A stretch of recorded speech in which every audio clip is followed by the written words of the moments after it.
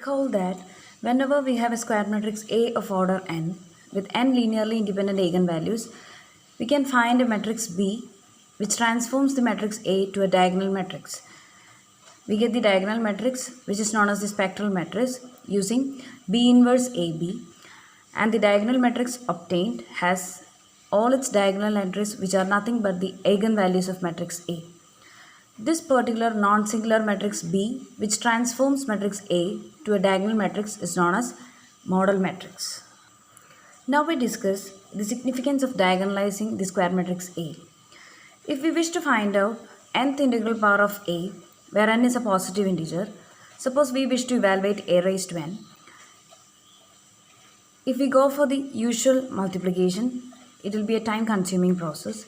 Instead, we can transform the matrix A to its diagonal format, that is D equals B inverse AB, and raising D to the nth power is much easier compared to raising A to the nth power, because raising D to the nth power is equivalent to raising each diagonal entries of matrix D to its nth power.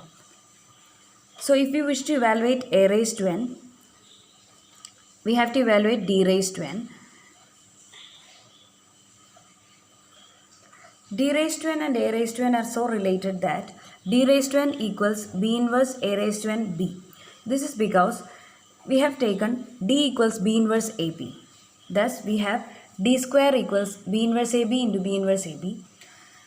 When we apply B into B inverse equals identity matrix, we have this matrix multiplication reduced to the form B inverse into A square into B. When you generalize it, we have D raised to n equals B inverse A raised to n into B. Because if we evaluate D cube, we have B inverse A cube B equal to D cube.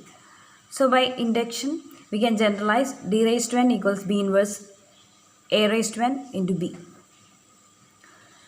Now looking at this relation, we can easily evaluate A raised to n, because in equation 1, if we pre-multiply 1 by using matrix B, we get B into D raised to n, and when B is multiplied to B inverse, it becomes identity matrix.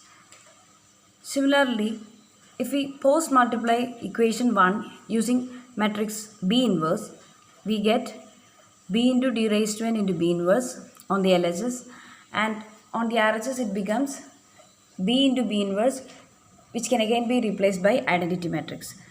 So what is left over in the RHS is A raised to n. Thus, looking at this relation, we have B into D raised to n into B inverse equals A raised to n.